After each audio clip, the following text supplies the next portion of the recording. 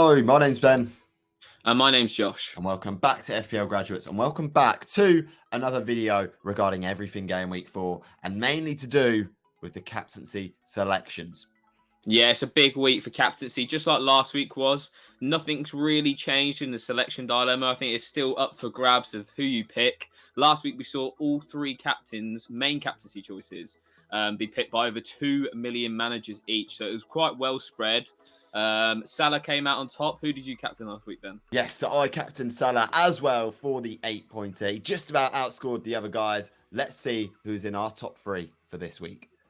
So this is going to be in no real particular order. We're just going to discuss all three, and then we'll give a conclusion at the end of who we think is going to be the best captaincy pick. We're going with Erling Haaland first. He has Crystal Palace at home. Obviously, scored a goal at the weekend against Newcastle. But again, not really involved. As you can see with his touch map, he's literally either taking kickoff or he's in the 6-yard box. There's not much in between.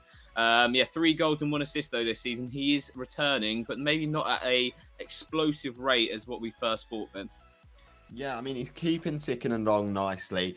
3 goals in his first 3 games with 1 assist. I think that's what we were expecting at the start of the season anyway. And we know that sort of City with potential rotation just around the corner with midweek fixtures coming in could be a factor. But for this week, I think it's pretty safe to say that we think he's going to be starting in the City lineup.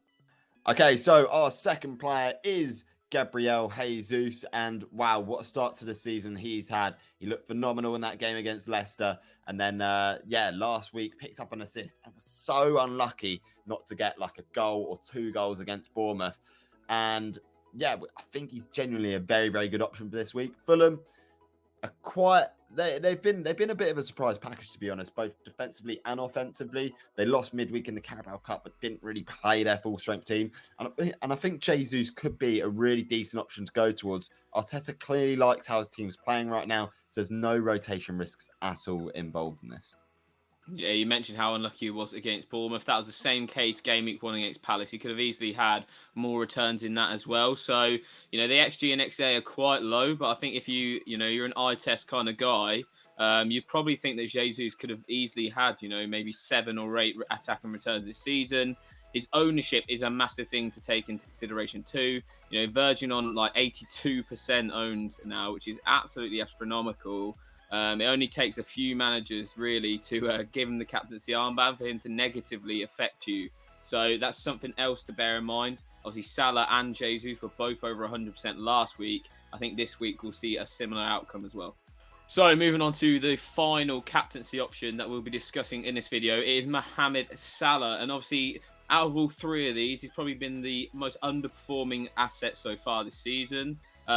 If you can have a look at the heat map down at the bottom, we see him really operating wide right. Compared to last season, he's a bit more infield, a bit more attacking the box, like the other red areas that you can see closer to the box.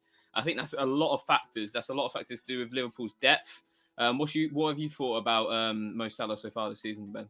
Yeah, it's been an underwhelming start for the start of the season, but I do think he's got the best fixture out of all 3 of these guys. So it's worth taking that into consideration. And despite performing poorly, he still managed to get 2 goals and 1 assist, which says something. He is so consistent on FPL. He'll get FPL returns even if he's not playing well. So it's worth bearing that in mind.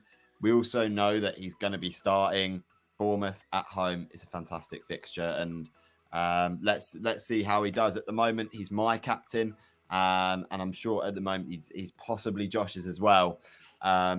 And I think Bournemouth at home could be a good sort of result for Liverpool to bounce back on. Klopp's not going to want anything less than an absolute thrashing of Bournemouth this weekend. So we could see Salah sort of get a few returns in this fixture.